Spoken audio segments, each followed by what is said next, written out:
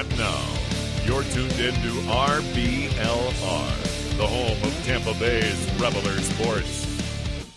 Hello, everyone out there in Tampa Bay and beyond. This is James Knowles coming at you for the RBLR Sports Podcast, and I'm here covering the Rowdies as per usual. And as per usual, I have my co-host Carlos with me tonight. Carlos, how are you doing this evening?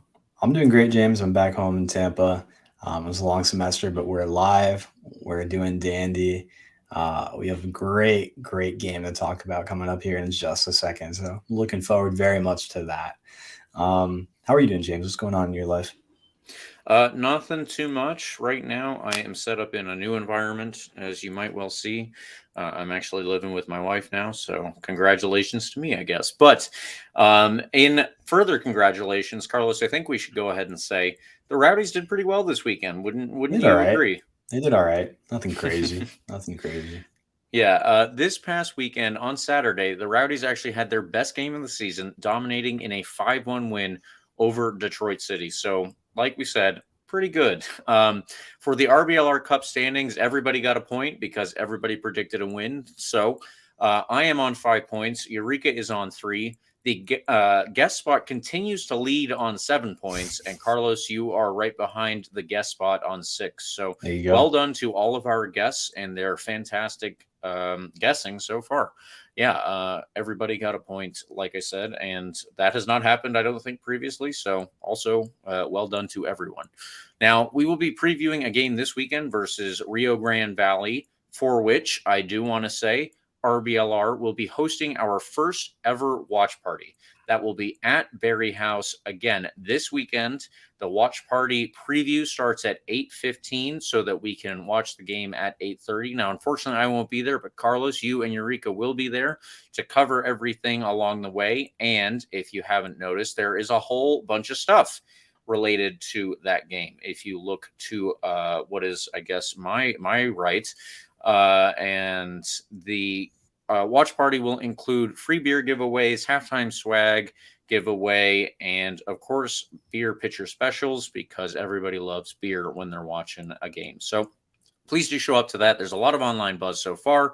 And yeah, we will be going through everything. The pregame itself starts at 7:45 for anyone who wants to show up. And then the game starts at 8:30. So yeah, show up and take advantage of all of those things. Come meet everyone at RBLR except for myself, who will be there in the future. But yeah, please do be at this first one because I think that it will be a good foundation for all the other ones. And now, Carlos, let's just get into it here. Let's talk about the game this past weekend that will set us up for our RGV trip on the upcoming weekend. Yeah. James, we've talked about this a lot. We've been hinting at it. It's a fantastic game. I'm very much looking forward to talking about this. So we'll just jump right into that and start with the starting 11 as per usual. It was Connor Sparrow in goal, Connor Antley, Kleeman, Lasso, and Guillen, continuing the trend of Neil Collins' kind of 4 in the back situation recently. So that's been going pretty well for him. Don't fix it if it's not broken, as they say. Jan Ekra, Jordan Doherty kind of in that midfield unit right above them. And then ahead of them is Harris, Dennis, and Spaulding, with JJ Williams kind of being the main man up top. Spaulding and Harris on the wings. The game started out pretty quickly, James. 2 goals in the first 13 minutes. Rowdies went up 2-0 before Detroit scored on a really beautiful free kick that brought them right back into the game at 2-1. Kept everybody on their heels for just a little bit, just when the game looked like it might be getting out of hand for Detroit. A beautiful chance to get them right back into it. But as quickly as they got back into it, we pulled away just as fast. And before halftime, it was 4-1 with a hat trick from JJ Williams, who hasn't been scoring much all season.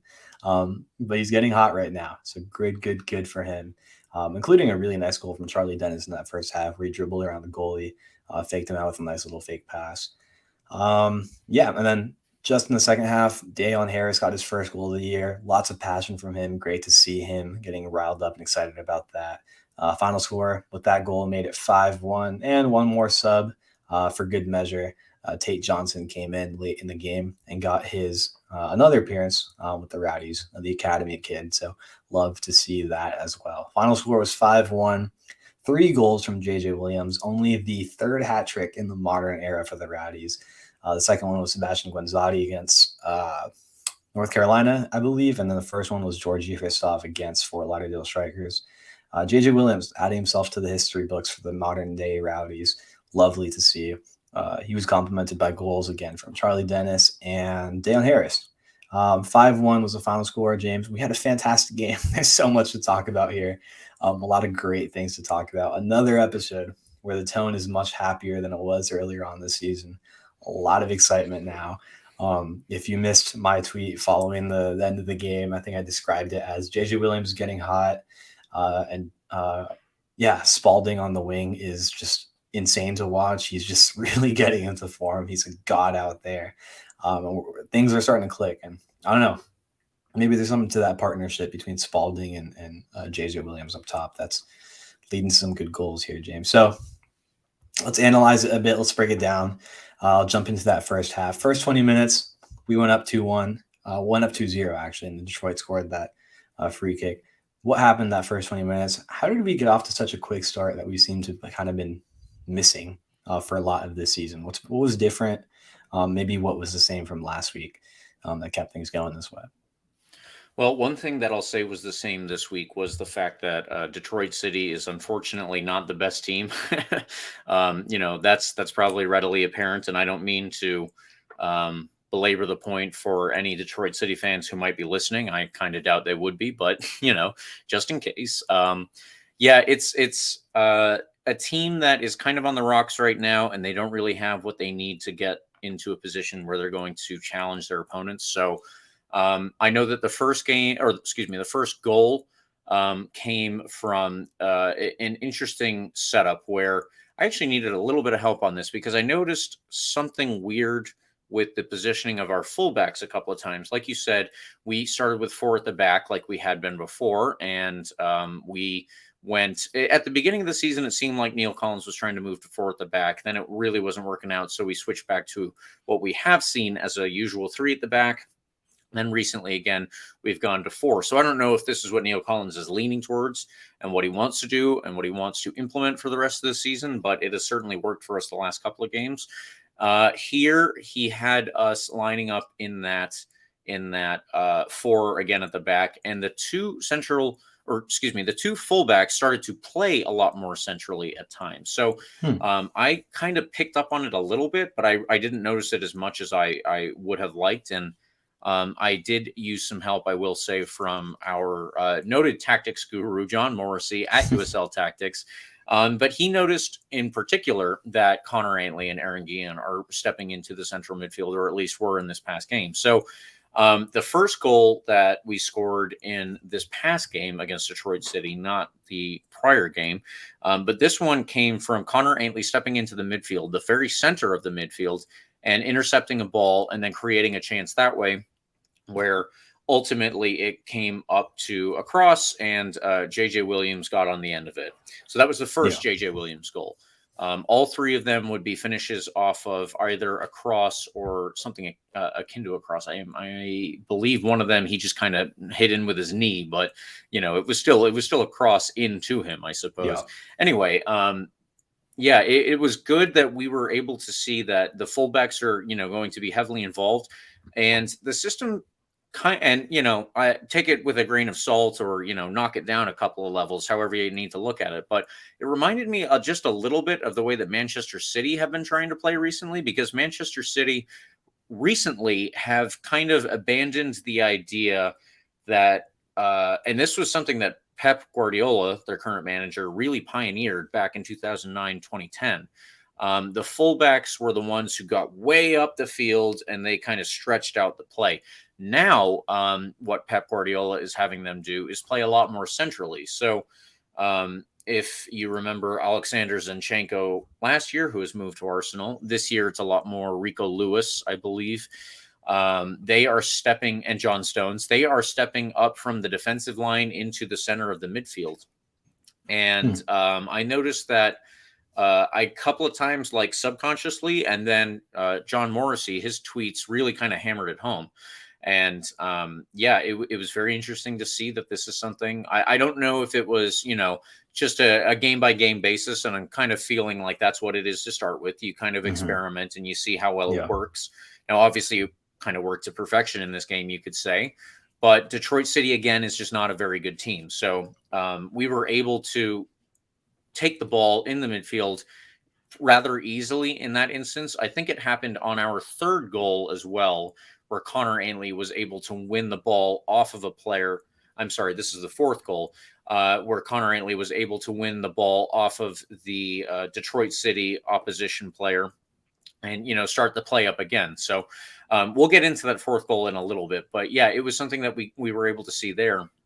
And Detroit City just really couldn't, get past us, unfortunately, until they did score, where they got a goal off of just a good set piece. And, you can't do a ton when you give up a set piece. It's kind of more about just not giving up and conceding the set piece in the first place. But if there is one, then it's kind of hard to prevent those if you're dealing with a certain person. Like Charlie Dennis stepped up in prior weeks and just put a beautiful set piece straight into the back of the net, obviously. So if that's what you come up against, then fair enough. And Connor Sparrow, you can't really feel bad about the fact that he missed that. It was extremely difficult to get on the end of that. So free kick.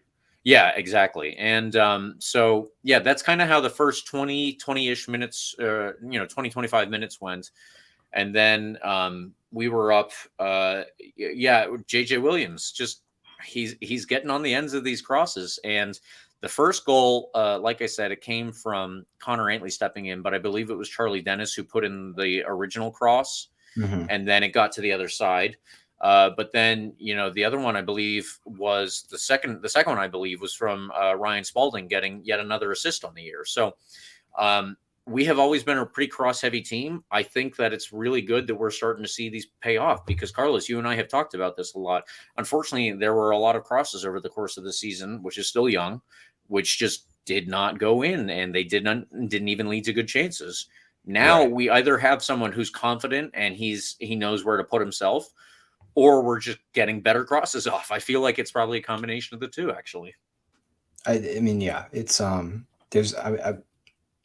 it's hard to keep my notes straight in terms of all our goals because there were so many on this night. Yes.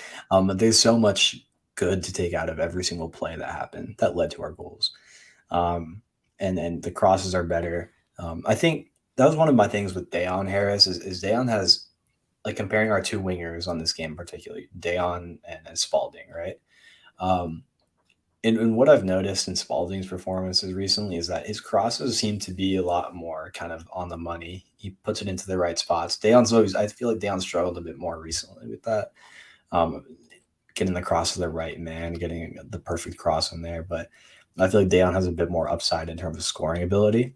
So both sides of the field have something that they can bring to the table. And they both showed that with this game against Detroit. Dayonn finally got on the score sheet, and I think we'll see more of that going forward, that kind of shot where he, takes one move to the outside and just lets it fly to that bottom corner. With Spaulding, obviously got another assist on that first goal. The fantastic little dink right to JJ.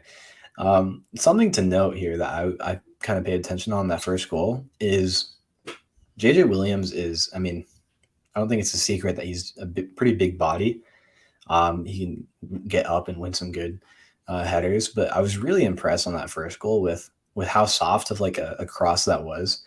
The power needed to generate that header into the goal is so difficult, especially with, the goalie being able to get a hand on that. Yeah. It was super duper impressive seeing him be able to generate that much power. That's on a that lot header. Of you put your neck back and your Yeah. head all the way through it. Exactly. Yeah, and he was able to do that really, really well and really short range, short distance, and did it really well. So that was beautiful to see. I think we'll see a lot of header goals from JJ going forward. But again, even, obviously he can score with his feet, as we saw with the second goal. Kind of just redirected a really, again, not an easy finish at all. That second goal, the cross on the ground from Dayonn, it was, right? Yeah, it was. Dayonn, drove a pass on the ground, and JJ directed it to the other corner while he was running in one direction and redirected that shot in the other direction. Super, super tough. So, I mean, it looks like he's really very much finding his form.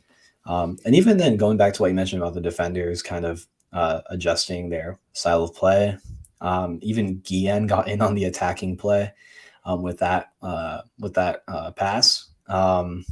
If you recall, it was Guillen that was putting the pressure on the Detroit player, kind of forced him off the ball by the sideline, or by the sideline, forced him off the ball. But could have been a foul maybe, but it looked like he did it pretty cleanly. Next thing you know, he has a breakaway and puts in a beautiful pass to JJ Williams. So even just in those first 2 goals, which I just spent like probably too long talking about, so much improvement in terms of making the right passes, finishing ability. Obviously, we scored 5 goals on the game, so the finishing ability is definitely increasing, I guess. Yeah. Again, Detroit is not the best team, but let's go back to 2 weeks ago and when we only scored 1 goal on them and it was a penalty, right? I mean, did we improve that much in 2 weeks? I don't know, but it seems like something that's been kind of in the works recently. I wasn't sure if JJ Williams was going to be the guy at the beginning of the season. It seemed like they were leaning more towards Cal Jennings, kind of testing him out and seeing what he can do with Ariel Martinez. But it looks like, Neil Collins has very rightfully placed his faith in JJ Williams these past couple of games, and he's had good performances. So we can't fix what is not broken right now. Hopefully he stays on that hot streak. So yeah, that's how we went up 2-1. Again, that free kick, like you said, I think that summarizes the first 20 minutes pretty well. Lots of pressure from us, and that Guillen assist kind of epitomizes that. So it was beautiful to see and really fun stuff.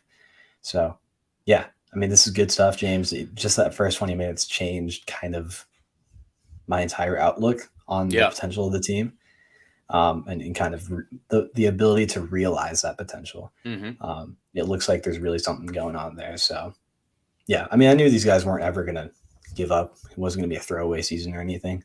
There's too much talent for that to happen. Right. But I think we're at a point now where the gears are starting to turn. Things are clicking, and we have a guy that, more than anything, I think has confidence in himself now to score those goals. He's had a few chances in past games that, I don't know, goalie makes a crazy save. Even against Detroit, right? Against Detroit 2 weeks ago, Steinwasser made a few crazy saves. But it looks like the guys are getting their offensive prowess going, and I mean that can only be good. So, and even then, I'm talking about the offense a lot, but defensively, like there wasn't really anything to complain about, right? Yeah, no, I didn't really see. I think that we gave up the free kick that led to the goal, and fair enough. Honestly, free kicks are just going to happen sometimes. You don't want to give them up in bad places. That's kind of the main thing, and maybe that's a little bit of a mistake, whatever. Unfortunately, you deal with it, you move on. You can deal with it in a game that ends 5-1. I'll certainly say that. Just going through the highlights again here, there was only one other play that Detroit made onto the highlights, let's say. So yeah, defensively, no issues for me, certainly. I think that mostly our defensive work went back to, and this is where a couple of weeks ago in the Open Cup game, we had just beat the Miami in the league. And that was not like a skin of our teeth game, but it wasn't exactly the way that I would like to see the Rowdies play either. Second game after that was against Houston in the Open Cup, and we lost 1-0. But if people remember from the review articles and from the episode that we did afterwards, there were a ton of chances for the Rowdies, like just over and over and over. And unfortunately, we didn't score any, but we were creating a lot. And after that game, it was when Neil Collins said, we finally started to look like the Rowdies. We looked like, how we're supposed to look. And that was right. A lot of it came down to this pressure that a lot of fans are used to seeing. We're used to seeing the team press when we don't have the ball. And I think that we got up to it again in this game. And that's kind of where our defensive work started. It didn't start with the back. It wasn't reactive, and that's good. And to get into the next 2 goals here, I actually mixed them up. It was the third goal that was started by Connor Ainley intercepting the ball off of a Detroit City player. He stepped up, and it was the same thing. It was the pressing, and his pressing won the ball back, and then he gave it to Charlie Dennis. It was actually Dayonn Harris who got the cross in on the first goal, so I will amend my statement before, but it was Charlie Dennis here, and when he was involved, then he was able to just kind of smart play. Actually, he was able to round the goalkeeper and put it in that way. So it eventually got to him, and so there you go. You have Connor Aintley involved. I think that was the third goal was Dayonn Harris's assist. The first goal was Ryan Spaulding's assist, and then the fourth goal was Charlie Dennis getting the ball and getting it out, I believe, to Ryan Spaulding, who didn't get an assist for this because it apparently it came off of one of the Detroit City players before JJ Williams got on the end of it, but it was his cross. So whatever. I kind of quibble with that, but I don't think it was officially listed as an assist. Regardless, it was another Ryan Spaulding ball in, and it was another JJ Williams on the end of it. And it was just really good to see. I think that Dayonn Harris was heavily involved in all of this too. The only issue that I had was in the first half, he did have another chance that he should have scored. You and I have been talking how much we love, Dayonn Harris's work this year, and he's looked really good, but he just hasn't had that end product. But this game, Carlos, he did have actually both of them. He had an assist, and in the second half, which we don't want to do just yet, but he did have a goal in the second half. So all of our attacking players, and that includes in this instance, Connor Aintley, who is allowed to step up, Aaron Guillen, who is allowed to step up. And then in both of those instances, when those guys step up, Jordan Doherty will step back and, play behind them. I think that everything is kind of working out a little bit to perfection. And it was just a matter of time before, like you said, we have too much talent on this team. But it was a matter of time before all of these guys could put it together because they had, so many new faces at this point. And Leo Fernandez wasn't there to reprise the role that he had last year. So they kind of had to change everything, but they're really working it out now. And I am only looking up at this point. I think that, this is going to be a good test on the road, which we'll get to when we play RGV. But that's where I am for those two goals. And I guess all of the first half overall. Yeah. And that Dayonn probably should have been goal in that first half. I think he did everything right on that, attempted finish. I don't even remember if it was a save or if it was a deflection from a defender. But it was maybe like a few inches away from, missing the person that deflected off and going to the goal. I'm not too upset with that, especially with him getting on the sheet later on. So, probably should have had 2 goals in this game. Dayonn coming into form. I loved, oh my goodness, what's her Twitter handle? Her name's Morgan on Twitter. She photographs a lot of the Rowdies games. Oh yeah, right. She took a fantastic picture of Dayonn after that second goal. A few great pictures. I'm gonna find her Twitter so I can mention that. And Dayonn just looked so ecstatic to finally get on the score sheet. Really, yeah. You could see just the emotion, the passion in his face. Really, his whole body really showed how hyped he was to score that goal. And note that it was the 5th goal in the game, so we went at 5-1 with that, and it didn't really mean much in terms of the game, but for him personally, again, I know I'm getting ahead of myself. I'm getting ahead of myself before we actually talk about the second half. But just want to mention Dayonn's performance on this night. Morgan Tenkza, Tencza, on Twitter. Fantastic work from her in capturing that moment.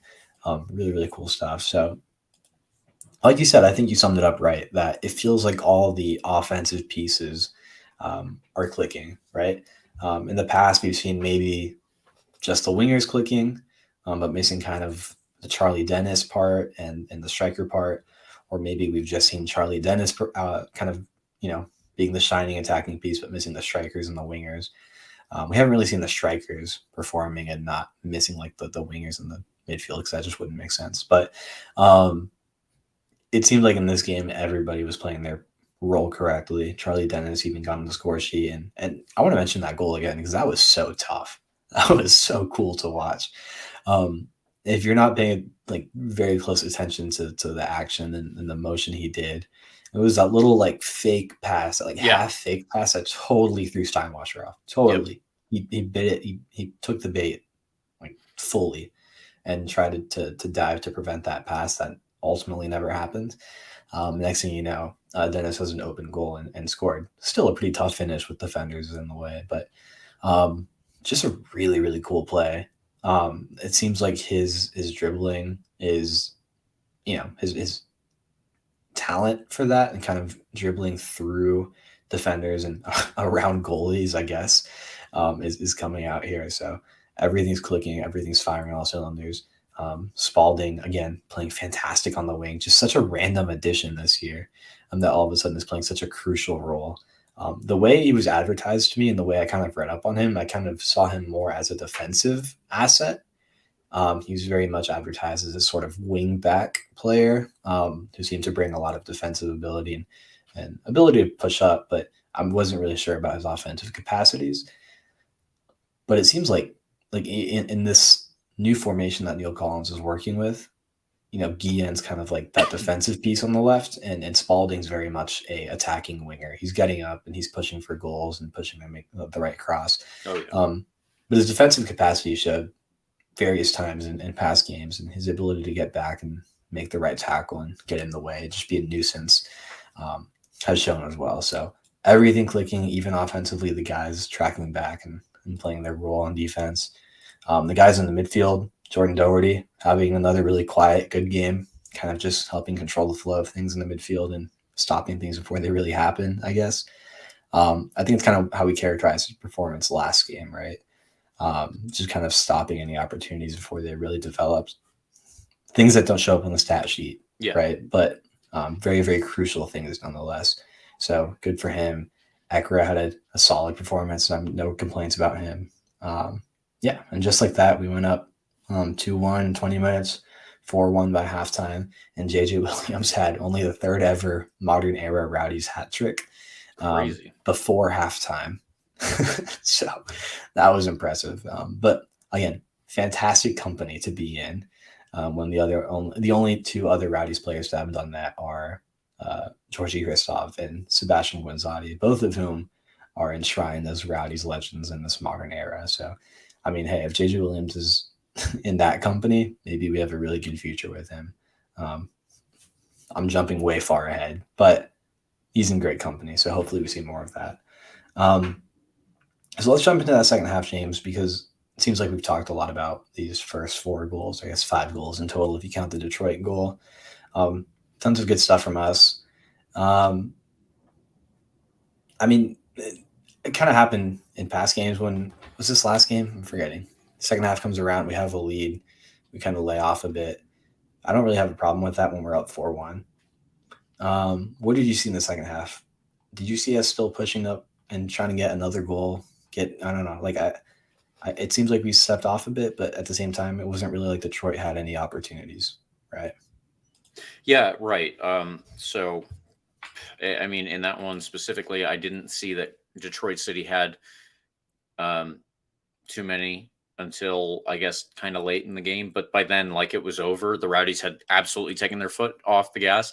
I think what I saw is in the first couple of minutes, they really wanted to put the game to bed, so to speak. Like it's 4-1. The likelihood Detroit is coming back already pretty low, but you might as well just, kind of hammer them in that first 10 minutes and try to end it there. Dayonn Harris did have another good chance, which unfortunately he did not put in. And, but right after that, it was very shortly after that, he then went and he got a ball given to him from JJ Williams, it was. And JJ, he cut across the field and with that pass, and Dayonn Harris was able to dribble at somebody, keep the ball on his feet. And, Right. every so often he'll go on a dribble where he kind of doesn't have all of the best space to do it. And then he still, but this game he did do it, and he got a little bit lucky with the shot. I think it hit the other player's foot, and it still went in. And like you said, when we were talking about it a little bit ago, that meant so much to him because he has been. We know. Everyone knows. I should say, everyone knows how much Dayonn Harris has been working towards this. And for him to get on the score sheet, not only as an assist, but then also get his goal, it's like I think we even mentioned this last week. This was one of the things that we mentioned last week. Now that I say it, we've been talking how much Dayonn Harris is working hard, and he's plugging away at his role. His role is attack, attack, attack. Obviously, do the defense, but do some individual work and try and run at somebody and get them off their balance and try and beat them and shoot. Finally, one of them went in, and it took JJ Williams a moment to get on the score sheet in the league. He did, and now look at him. I mean, is Dayonn Harris going to get a hat trick next week? Probably not, but you got to get the first one before you can get a second, as they say. And I'm really happy for him. Like as a player, I'm happy for him to be able to do that, and I think that as a player, he can go now and take the confidence that gives you, because that is a huge confidence boost to finally get it. I mean, God, remember how long it took Sebastian Guenzati to get that goal to break the record. And then after that, he had a good little string.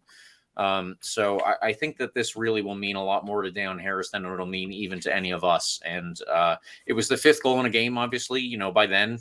Like I said, Detroit City weren't coming back, but for him to get on the score sheet means a ton. And I really think that is going to propel us forward, because if you look at it, Charlie Dennis had, I believe he had a goal and an assist, if I'm not mistaken.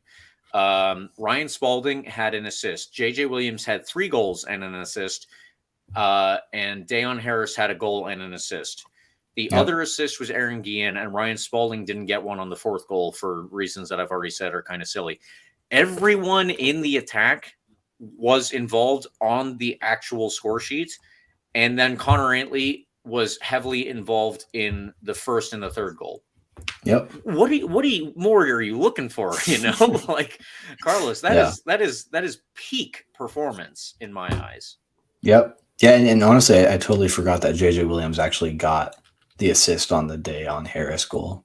So, it's always funny, and if you follow Thought Mob on Twitter, it's kind of like a meme how they never give out a 10.0 player performance and their player ratings. JJ Williams officially finished with a 9.7 Thought Mob rating, which is just crazy with 3 goals and an assist. Like, I really don't know how it can get better than that. But in my head, that's a 10.0 type performance. Maybe I'm spoiling something that I'm supposed to say later on, right? But it's fantastic stuff just all around. 8.4 from Dennis, 8.4 for Dayonn Harris, 7.5 for Spaulding, yada, yada, yada. I mean, everybody had a great game. Like, the lowest rating was Jan Ekra with a 6.4, but like, it's just because he wasn't too active, didn't really have to be, right? We were fine. It was just a fantastic performance all around. Notable that we're still doing all of this without Lewis Hilton. Yeah. Right? Yeah. Who is probably question mark coming back relatively soon.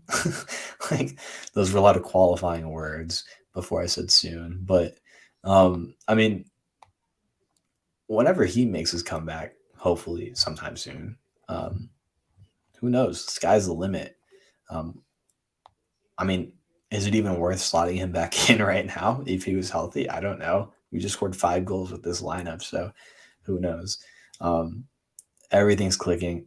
Fantastic game. I have nothing else to say about it other than I love Ryan Spaulding, and I hope he stays with us forever. I don't care that he's on loan from New England. Whatever we can do to make him stay, it should happen. He's just awesome guy. And I love him. He is like, I don't know who she is, but some sort of relative. I think it's his mom that's very active on Rowdy's Twitter now. She's always like liking and like retweeting my stuff about Ryan Spaulding. So shout out Ryan Spaulding's mom, who is very much active on Rowdy's Twitter now. It should be noted, Ryan Spaulding was our man of the match for 2 weeks in a row. So you missed out this week, but for anybody listening who is upset about that, go back to the week and the week before. And yeah, we are definitely taking note of Ryan Spaulding and his contributions. Yeah. I mean, he's awesome. In the New England Revolution kind of Twitter folks have been paying attention as well. They're so excited about this. I think this is a guy that they've had high hopes for. And I think they're realizing his potential, right? He's realizing his potential in a really good environment with the Rowdies. So great for them. Obviously, great for us. This is awesome. So I'm loving how everything's clicking. I'm loving these kind of, I'm loving, I guess, the Rowdies' ability to go out and get somebody temporarily. Yeah. Not just some like a good replacement temporarily, or maybe permanently this season, right? It's a good look on the club and then the management to be able to do that so effectively. And obviously, it's great for us fans to be able to see that in full display. So I'm very, very happy with where we are right now. And shout out Tate Johnson too, right? He came in later in the game, put in a decent shift. Kid's still 17. I think right? He's still 17 years old and putting in good performances against grown men. So that's awesome for him. Anything I'm missing, James, in terms of, game recap? Is there anything else to say? I think that we've probably left a couple of things out, but quite honestly, it's 5-1. People are going to be well aware of how the game went, even if we don't break it down, so to speak. Obviously we kicked some ass. Let's say we kicked some ass. But all I'll say before we kind of start to wrap up the game recap is that this is just another week of proving USL Tactics John right. In terms of Detroit's ability in the preseason that he got a bit of flack for from Detroit City faithful. They're not very good, James. That being said, we put in a great performance. So we'll say we're going to do our man of the match, but Twitter man of the match for this weekend was John Morrissey. We'll say that. Yep. he's my Twitter man of the match every week. Love that guy. So, Carlos, let's get into our actual man of the match here. And I feel like I know where you're leaning with this, but let's hear it. Who is your man of the match for this week? I don't know. I saw Dan's tweet saying Ryan Spaulding erasure when we tweeted out our men of the match on the RBLR Rowdies Twitter account. I said JJ Williams, but like I can't not pick the guy who only got the third ever hat trick in the modern era. And I think you would have too picked this guy if we're not just giving more shout outs because so many people played really well. JJ Williams just had a fantastic game, 3 goals and an assist. Like, how could I not pick him? Yeah. It's just like we needed what we were missing. Like, was apart from kind of getting the ball to the strikers, like we didn't have much going in the attack at all for a majority of this first part of the season. We kind of were having a identity crisis with what we wanted to do with the attack. There was a lot of movement around. Neil Collins was kind of testing a lot of different things. Was Cal Jennings going to be the guy? Was it Cal Jennings and JJ Williams? Was maybe just Cal Jennings or maybe just Felix? It was never really just Felix Schroeder. It was like Felix Schroeder and Jennings. Was Martinez going to be the guy this year? Maybe we don't know for sure who's going to be the guy for the rest of the season up top, or if there's going to be multiple guys up top. If we move to 2 in the attack. But for right now, JJ Williams is the guy, and he proved it. And he's in fantastic and legendary company in terms of Rowdy's hat tricks in the modern era. So I don't see any reason why he shouldn't be playing next game and in future games if he keeps up this form. So JJ Williams, my man of the match, even gotten an assist. Should be a 10.0 performance on FUTMob, but they never give those out. So well-deserved man of the match in my opinion.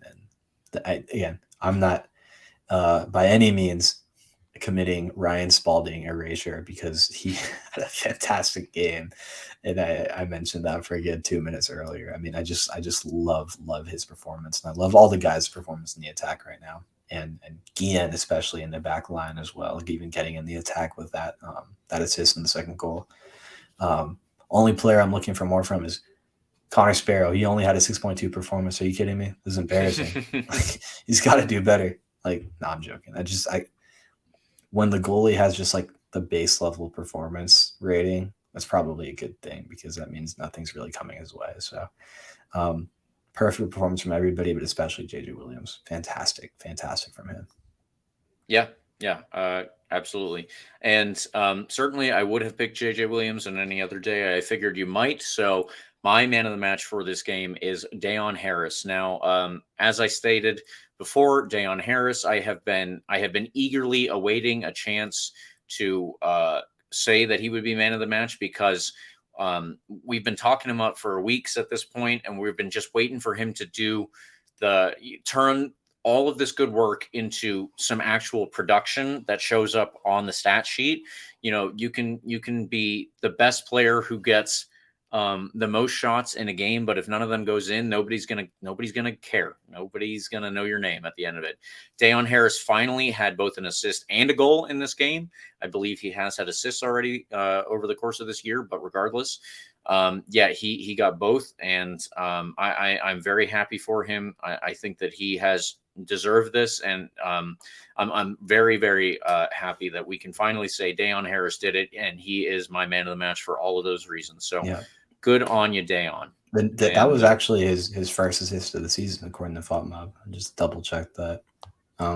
It goes down. This performance goes down as his first goal and first assist of this season so far. So there we have it. Yeah, so truly a game of first for him, at least for this season, but hopefully not a game of lasts. Hopefully we'll see many, many more of those as the season progresses. Yes, right. Okay, so now I want to move on. Normally we would plug the RBLR Sports Shop, but instead this week I want to go back and plug the fact that we have a watch party coming up this weekend. We have watch party. People, you got to show up. We are going to be at Berry House Beer Company, which is off the Ybor Strip, so it is a relatively central location. It's close to downtown, obviously. It is in between Brandon, St. Pete, Lutz, if you live up there, Lakeland, Bradenton, all of those areas. You got to show up, and we will be getting going around 7:45. The actual game kicks off at 8:30. If you show up, you will be able to take part in free beer giveaways, halftime swag giveaways, and the beer pitcher specials that we have worked out with Berry House. So this is the first one that we are having, but we hope it is the first of many. So if you can, please show up and make it a cool, awesome atmosphere so that we can justify going back to Berry House and having even more of these. That is going to be our pitch for you this week in the middle of the show. And like I said, as long as this one turns out great, then we will have more to come. And if you want to watch party on the Tampa side, then here we go. We can set it up.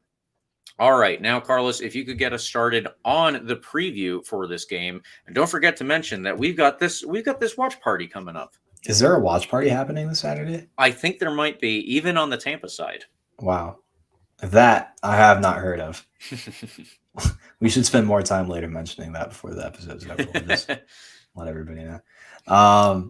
Rio Grande Valley, James. We're playing them this Saturday. They sit in 9th place. They only have 11 points from their first 9 games, and they're outside the playoff spots.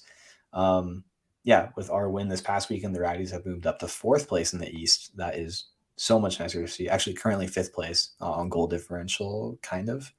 They're in 5th place behind Pittsburgh, but we're tied on points. Rio Grande Valley only have 1 win in their last 5 games, James. They're not doing too hot, but it was an impressive away win in San Diego. So, not doing too well, but in their last game, they knocked 3 goals by San Diego, conceded 2, and won that game 3-2 in a really tough atmosphere over there in San Diego where we lost. They played in Edinburgh, Texas, which is right next to the border. Used to be the Houston Dynamo Academy feeder team, a very heavily influenced by the Hispanic community in the Dynamo Academy. But now I believe it's a fully independent club down there, right? Really cool stadium, by the way. It's a pretty cool stadium. It's unfortunate they don't get bigger crowds because it seems like it'd be a good atmosphere. Cool venue for soccer down there. They rely heavily on the 4-2-3-1 formation. Goalkeeper Tyler Derrick has 2 clean sheets this season. The recent back 4 are Jonathan Ricketts, Wahab Akwe, Gabriel Benitez, and Thomas Rittendale. Midfielders are 2 of Jose Torres, Robert Coronado, and Juan Cabezas. I don't know. I'm going back and forth between half speaking in Spanish and English when I'm saying Hispanic names. It's really throwing me off. In front of them are Taylor Daviles in the number 10 spot. Ricky Ruiz. Oh my gosh, do you hear this? Ricky Ruiz, Wilmer Cabrera, Cristiano Francois sit up top. Yeah. In terms of their leading goal scorers, you have Davila, Ruiz, and Francois, who each have 2 goals. Several players each have 1 assist too. And Francois is one of those assists. And according to Fatmom, has created 2 quote-unquote big chances. James will be coming out later, I believe, with the preview article with more tactical breakdown and stuff. And also come to this watch party, which we haven't talked about enough yet. We'll be doing that on Saturday. So, James, I fully don't know anything about this Rio Grande Valley team. Like, fully. I know nothing about them. I know very little about the club as a whole, other than that they have a cool stadium. They're not doing too hot. But then again, they just picked up this random, pretty impressive win away at San Diego, who is a really tough team to play against. So, I mean, they can score goals, but they also, have several games where they scored nothing or, tied their first 3 games of the season, it looks like. Just kind of a sporadic team based on what I've seen in the last, couple hours of doing my minimal research on this club. Do you know anything about this team? Is there anybody in particular that we should be looking out for if we're going into this cool stadium to play against them? And I don't know. What do you think? Is this a game that we should have the potential to win against pretty easily, or is it one of those trap games? I mean, well, so most games are, I guess, potentially trap games, but this one could be just because they had that weird win over San Diego. That being said, I don't know where San Diego is right now mentally. There's a lot of chatter about what's going on in San Diego in terms of the USL team. Existence. And yeah, right, exactly. Their existence. Yeah. And then there being an MLS team coming to San Diego, which is that was supposed to be announced tonight, if I'm not mistaken. Maybe it is while we're recording. If that isn't the case, then it'll be out tomorrow, which you will be hearing, and that'll be today for you who is listening. But regardless, we are here on Tuesday, so I don't know what San Diego is feeling like over this past weekend. Maybe that had a part of it. Maybe it was just some weird fluke, because weird flukes happen in sports and certainly soccer at the lower divisions. I don't doubt that it was, any number of those kinds of things, but it is kind of odd. San Diego are, definitely a better team here. So I guess that they have the potential to be a trap team. Now, I would say Taylor Davila is the one that we are going to have to worry about the most in terms of creation. He's the number 10 again, who plays in the midfield, and he is a LA Galaxy youth player who went to University of California at Berkeley, so Cal, and then he was signed to the Galaxy first team, didn't really make the grade. Also, they don't give a lot of their youth players the time of day because they waste all of the talent that there is in the LA area, but that's a rant for a different day. So it seems like you have some pent up thoughts on this for another day. Yeah, if anybody listening knows of Joseph Lowry, who is on the Total Soccer Show, he has explained this in better words than I have, although it's a feeling that I've had for years. But yeah, LA does not take advantage of the incredible talent that they have available to them in the Los Angeles area. Taylor Davila was one of the unfortunate ones who went through that academy and then was chucked aside because they didn't think that he was good enough for MLS. And, fair enough, he might not be good enough for MLS, but he is doing relatively well down here. In RGV, he does have the 2 goals so far, I believe. And if I'm not mistaken, one of those assists, although that might only be Cristiano Francois. Regardless, Taylor Davila is going to be one of their good players. Cristiano Francois, he is going to be kind of a striker, but I don't expect him to play as a striker. He might be a guy who starts up top and then kind of just moves around a lot of different places. What I remember of Cristiano Francois is that he's a very skillful player and speedy. So he is probably going to be someone who plays all over the place and kind of tries to drag defenders out of their position, maybe into the midfield. Mm-hmm. And that is how, they will try and create spaces for other players to get in behind.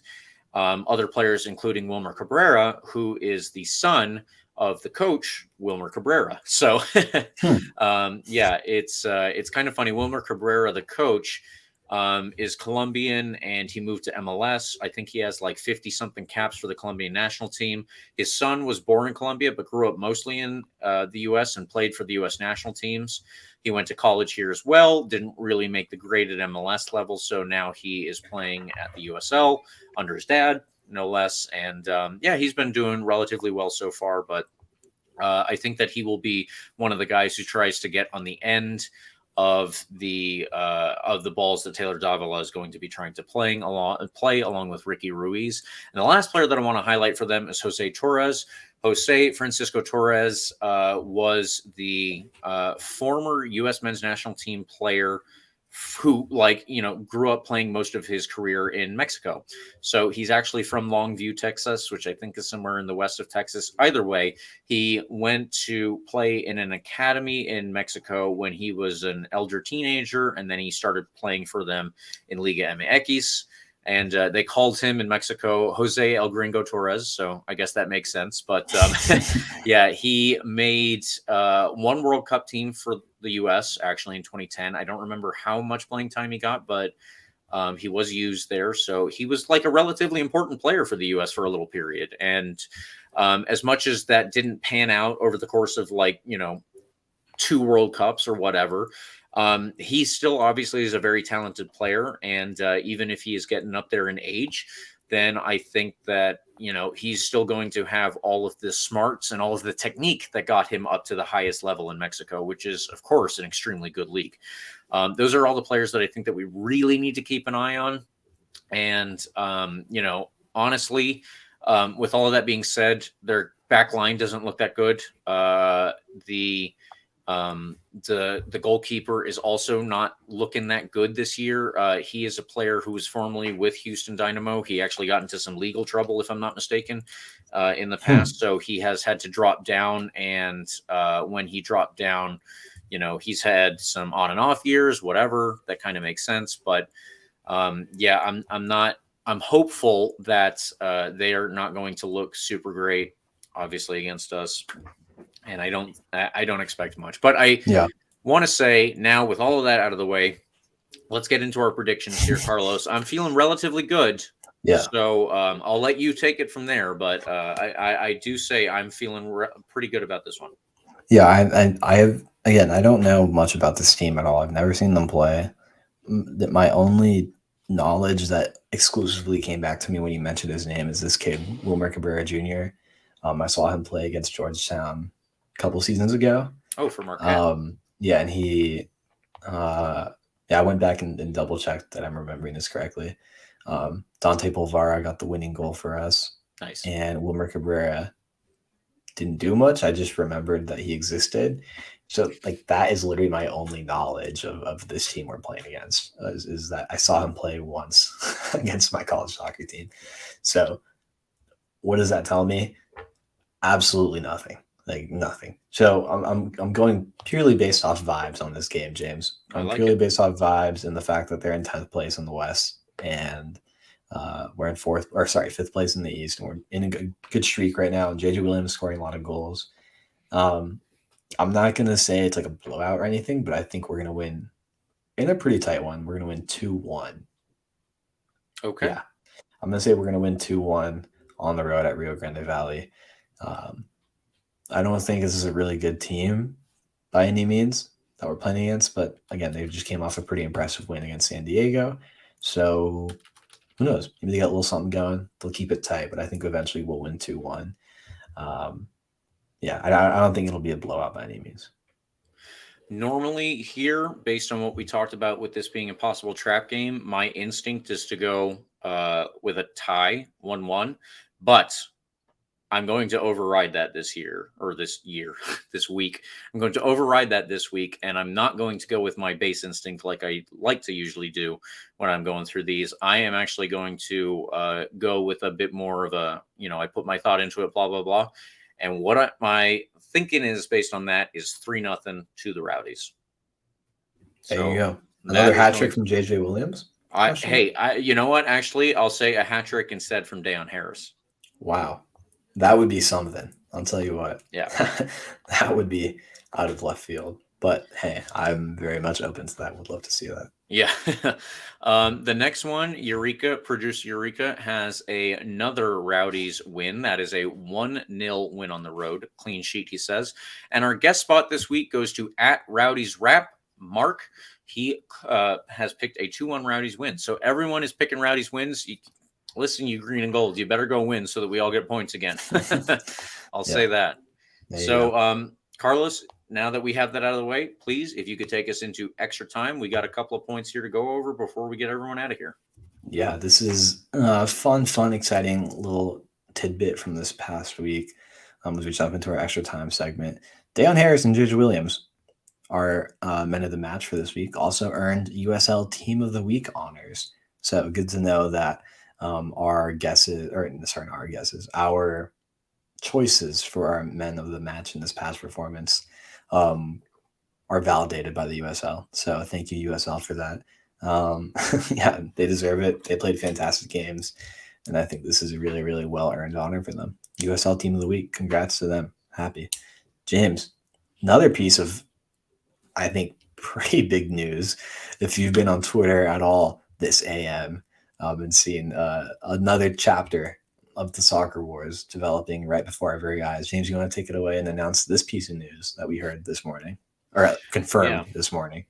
So the USL is obviously the organization that runs the league that the Rowdies play in. They run the USL League 1 and 2.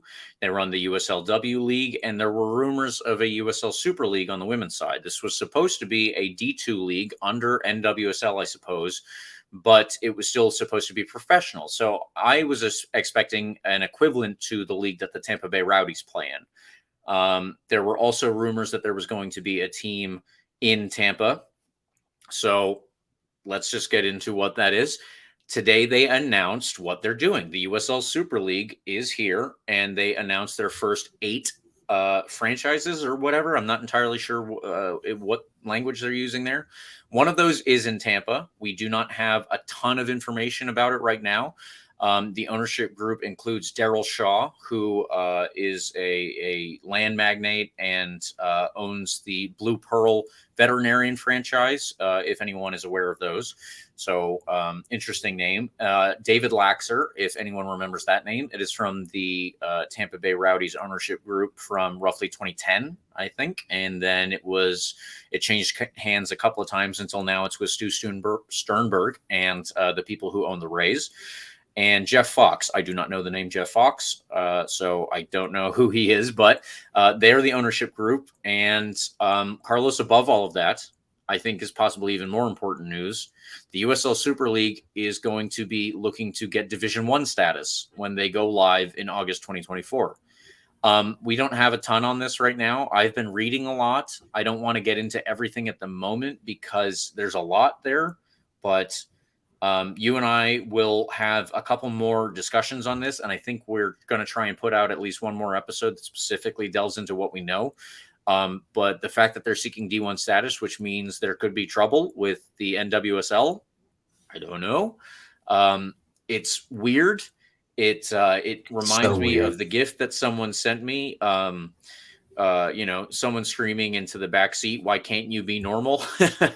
when it comes to soccer in America. And unless we have anything, do you have anything else to say here, Carlos? Because I'm kind of at a loss for why they're going for D1 status, but I'll save that for the rest of our coverage on this, I suppose. Look, all I'll say is that women's soccer in Tampa is a good thing. That's true. So I honestly, I don't know. That's all I have to say. Everything's so confusing about this topic, James. It's just, I don't know. It's so confusing. I'm pretty sure we know that this group isn't like connected to the Rowdies ownership at all or anything. It's kind of like an independent, separate thing. It's not like your situation like Louisville or something, or Orlando, or teams that have a men's team and a women's team with separate names or anything. Or like this is 2 independent ownership groups. The Rowdies, obviously owned by the Rays, like you said, by that Rays ownership.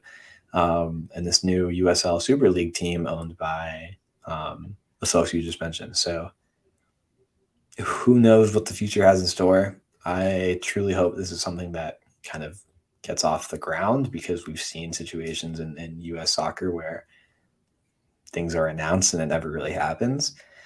Leagues are announced and they fold after a season or don't even start play. So, hey, who knows? I mean, the USL is a very, very, very, very well-run organization, top to bottom. So I have some faith in them that they know what they're doing, and I don't really understand the whole D1 status situation and what that means for NWSL. But I think the USL has proven that they know how to run things. So all I'll say is I'll put some trust in them, and we'll see what happens going forward. But women's soccer in Tampa, that's a good thing. I'm really curious what the name's going to be. I hope that comes out sooner rather than later. I'm curious what the stadium situation is. Yep. If it's not a team owned by the Rowdies, is there a possibility that they play in Outlink Stadium? Like, how would that, living situation work out? Corvette Stadium, is that a situation that is in the works? Like, are they gonna? I don't know. Are we going to build a new stadium? There's so many questions to ask here, and I'm really curious to see how that all pans out. And yeah, like you said, I think it's worth having several more discussions about this and what this means as more information comes in. But I think my first emotion when I hear it is excitement. So who knows? Maybe we don't keep it too negative or confusing. Let's just say we're excited to have women's soccer in Tampa. That's a good way to end that, I think. I think that's a good place to leave it on too. Women's soccer in Tampa Bay, 2 thumbs up. Exactly. 2 thumbs up. Exactly. So, we'll leave it there, and we'll get back to this. Like I said, I think that we're going to try and have at least one more episode related to this specifically when we have a lot more information to sift through, or when we have done the sifting, because I guess a good portion of it is out there. But we'll do that. And then, Carlos, we got one more point, and tell me if you've heard this before. Maybe you haven't. Maybe the listeners have or haven't. RBLR is hosting our first ever watch party. Our first ever watch party, folks. Wait, when is that? Oh, it's coming up this Saturday. It's May 20th. Cool. It starts at 7:45, games at 8:30. So be there, please. It is at Berry House off the Ybor Strip. Obviously, there is a lot of cool stuff in Ybor, but if Ybor is not your thing, it is still off the strip, and it is at a brewery, just a laid-back brewery, and there we will have free beer giveaways, halftime swag giveaway, beer pitcher specials. There's going to be so much going on at this, and if you would like to, get some free beer, if you would like to get some swag from the Rowdies team, specifically from RBLR Sports, you got to go there. Those are all going to be options for you. So, like I said, please make this a big, cool first event, and then we can go back to Berry House and say, hey, look at how awesome a time that we had. Let's go back and make this a more regular thing, because that's what I would like to do personally. But that is where we're going to leave it now, folks. Thank you for tuning in this week. There was a lot to go through, and there's going to be more to go through. Yep. And we have a big old thing this Saturday. So please do show up to that, and pay attention to RBLR on Twitter, I guess, because that is where we're going to be talking about all this. Please follow RBLR Sports on Twitter, Instagram, and Facebook at RBLR Sports. You can get at me on Twitter at RBLR James K. And Carlos, what about you? At Carlos TPA 10 on Twitter. Come drop a follow whenever you want. Hashtag AskRBLR. Throw some questions James and I's way, and we'll be sure to take a look at them and answer them. So, Absolutely. always open to that. And quick note, I was gonna say shout out. I keep seeing it on my Twitter. Ever since I watched the Sunderland Till I Die docuseries 3 years ago or whatever that was, I always keep up with this Sunderland team, and they lost today in the championship playoffs, and I'm so sad. They keep showing up on my Twitter feed. Sad for them. Hopefully they get up to the Premier League again. Random note. I don't know. I just saw it on my Twitter when I went back to see what I was tweeting about. So drop a follow, Carlos TP 10, and maybe you can learn something about Sunderland. All right. So like and subscribe to our podcast if you haven't already. Please do so. And of course, you can get the full experience on YouTube where you can't just hear us, but you can also see us. And if that is something you're interested in, we are there for you. You can follow us if you just want to hear us on Spotify, the iHeartRadio app, Apple and Google Podcasts. And like I said, YouTube, all places where you can find podcasts, we are there. Now, for another week in the bag and a watch party coming up, come on, you Rowdies.